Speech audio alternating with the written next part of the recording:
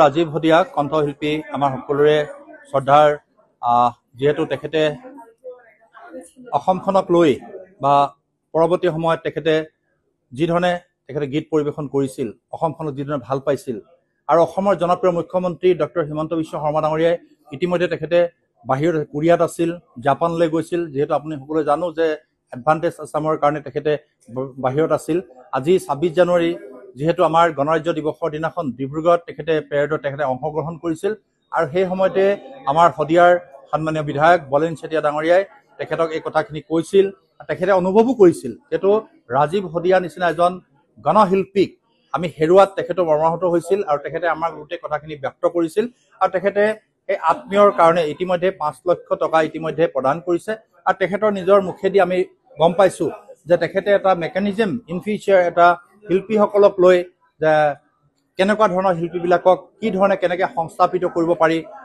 এই কথাখিনিক লৈ তেখেতে এটা চিন্তিত আৰু ইন ফিউচাৰ ভৱিষ্যতৰ কাৰণে তেখেতে এটা ভাল মেকানিজম তৈয়াৰ কৰি পেলাই ভৱিষ্যতে যাতে সেই শিল্পীসকলক এটা মৰ্যাদাপূৰ্ণ বা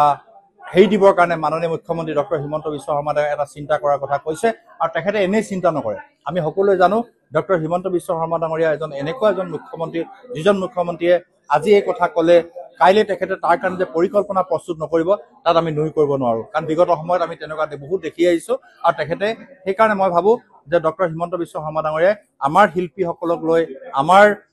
গায়ক শিল্পী গণশিল্পী যিয়ে নহওক সকলক লৈ যি ভৱিষ্যতৰ পৰিকল্পনা কৰিছে মই তেখেতক ধন্যবাদ আৰু কৃতজ্ঞতা। বহুতে বেছি সুখী অনুভৱ কৰিছোঁ কাৰণ আমাৰ শিল্পীসকললৈ তেখেতে ইমানখিনি ভাল এটা প্ৰচেষ্টা হাতত লৈছে আৰু আজি আমি তেখেতক লগো কৰিলোঁ আৰু তেওঁ কথা দিছে এই আগলৈও মানে তেখেতে আমাৰ শিল্পীসকললৈ এটা ব্যৱস্থা কৰি দিয়া কথা ভাবিছে তেখেতে। গতিকে এইটো আমাৰ কাৰণে ভাল কথা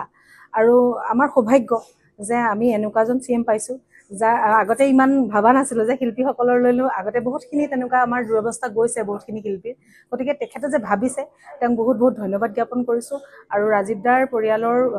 হৈ যি তেওঁ পইচা আগবঢ়াইছে আৰু তেওঁ কিবা ব্যৱস্থা ল'ম বুলি কৈছে সেইটো শলাগ ল'বলগীয়া কথা। ধন্যবাদ। এটা সেই ঘটনাটোৰ পিছত আমি সকলোৱে সচেতন হৈছিলোঁ আৰু ৰাজীৱ দা ভাগৰ পৰিয়ালৰ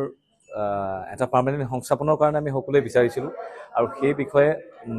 আমি এটা লিখিত আবেদন আজি প্ৰস্তুত কৰি মুখ্যমন্ত্ৰী ডাঙৰীয়াৰ হাতত আমি প্ৰেৰণ কৰিছোঁ আৰু সেইখিনি সময়তে আমি জানিব পাৰি বিৰাটেই সুখী হৈছোঁ যে ৰাজীৱ হদিয়াৰ পৰিয়ালৰ বাবে CM ফাণ্ডৰ পৰা ৫ লাখ টকাৰ এককালীন সাহায্য প্ৰদান কৰা গৈছে আৰু সেইখিনিৰ বাবে আমি মুখ্যমন্ত্ৰী ডাঙৰীয়াক সৰ্বকালৰ সৰ্বশ্ৰেষ্ঠ মুখ্যমন্ত্ৰী ডাঙৰীয়াক আমি